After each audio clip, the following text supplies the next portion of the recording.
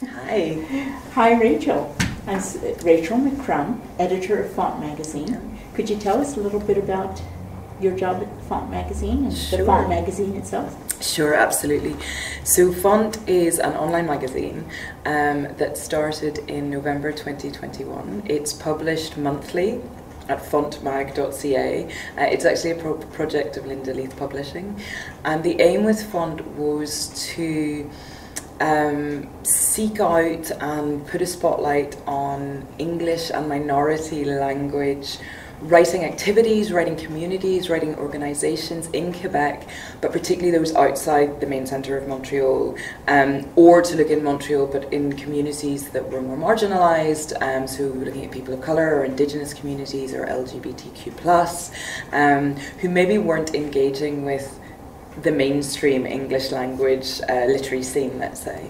And we knew there was activity out there, and we knew that there were exciting writers out there, and that there were communities out there who were doing really interesting projects. And so we wanted to go, hey, what are you doing? Would you like to come and do some writing for us? Would you like to submit a piece? Particularly looking at encouraging new and emerging voices. Of any age, I should say, as well. And sort of, giving them a platform that was for any genre of writing. So we have poetry, we have prose, we have non-fiction. Because it's online, the joy of that is it's multimedia. So we have storytelling, we have song, we have film, we have images to accompany everything. We can have critical reflection. People are paid for their contributions. That was very important to us, so that they had a taste of the professional writing process. There is a contract to be signed. There are invoices to be sent. There is an editing process to go through that you're working with an editor who may ask questions about the work or pose suggestions to phrase it in a different way. And so for some people that's maybe the first time they've been through that process, even something like writing an invoice. And we're hoping that that gives people experience that they can then take forward and as they start to build their writing careers, know what to look for, know what to expect coming through it. So there's a lot of different things happening. And then we publish monthly, and we send that out across Quebec, internationally, as far as we can go, and give a platform to new writers. We've just published issue 12. This is this is October 2022. This is October, right, isn't it? I'm losing track. And so it's been one a month, which has been amazing. And the beautiful thing is we find new communities of writers, new organisations, new focus across all these issues. It exists, it's out there. You have a different theme for each issue. We do have a different theme for each issue. So some have been geographic, so we worked in the Eastern Townships, we worked in Gaspésie in the Reeford Gardens, we worked in Bas-Saint-Laurent, we've worked, as I say, we've just had out in Wendake. We've also had, we had unruly writers, which was one of our recent issues, which was disabled and self-described crip writers, which was such an interesting issue to work on, some really, really beautiful work.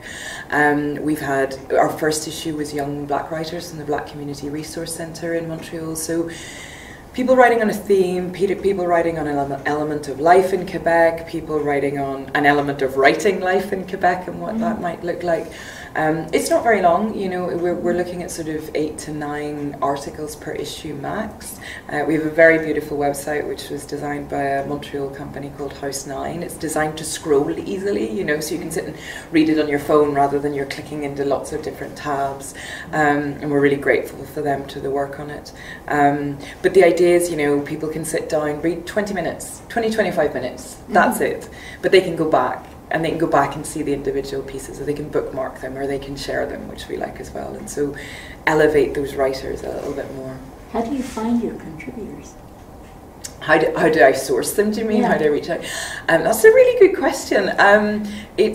A lot of it has been reaching out to maybe professional writers that I know in certain areas. So for the Eastern Townships, it was Louise Abbott.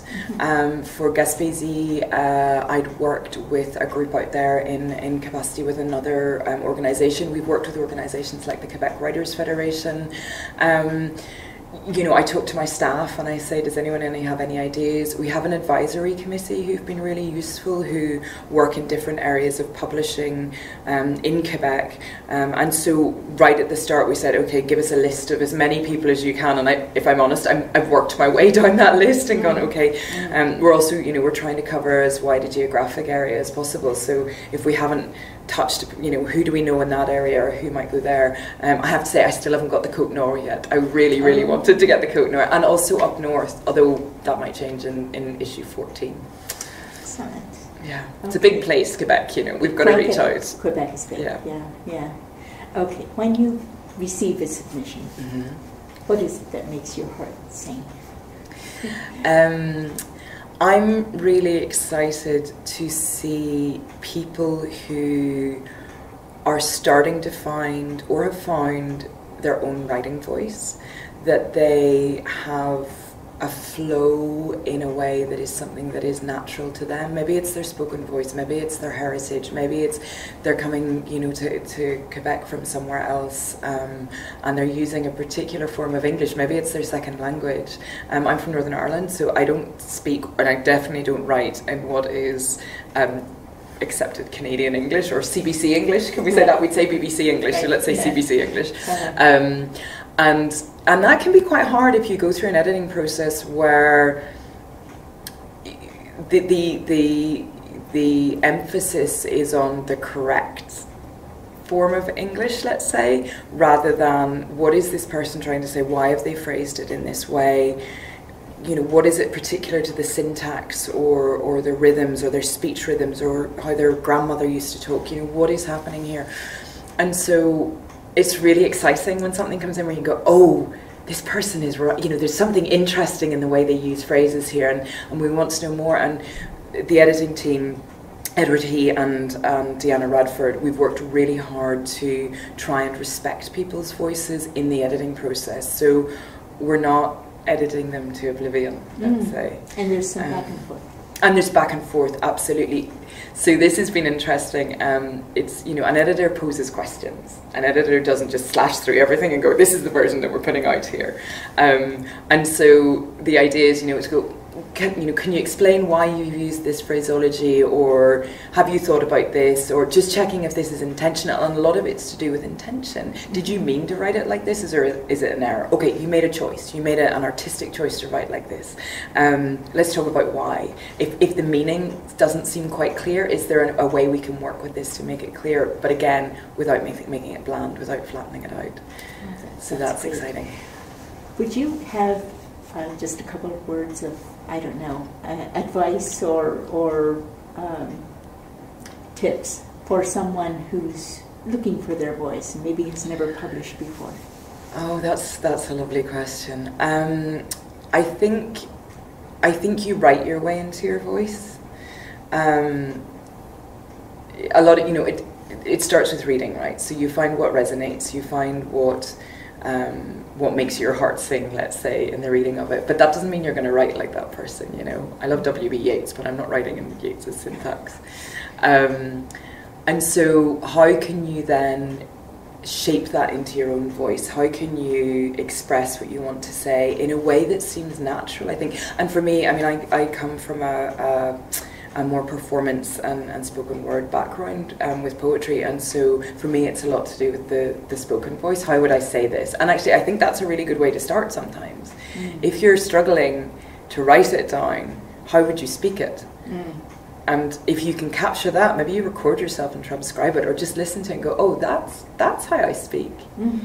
Because we speak more naturally than we write, I think, you know. And can you then bring that onto the page in some way? That's a great strategy. That's great. Is there anything you'd like to add? What would I like to add? Please go and read Font Magazine. We're really proud of it. But also, I think it's been an incredibly rich experience and a privilege to be the editor of it, particularly as a relative newcomer to Quebec. It's been inspiring to see the richness of literary activity that's out there. And I think, you know, if people are maybe not in the main urban centres, or they feel a little bit isolated from the writing communities, you know, there can be inspiration there to go, actually there is activity out there and people are making and creating, there are artists out there, either to find those communities, to start your own, but also take confidence. You don't need to be sitting in the middle of Montreal, let's say, to be a writer. It's a great thing about being online. Yes. Yeah. Excellent. Well, thank you so much. It's been really great. Okay.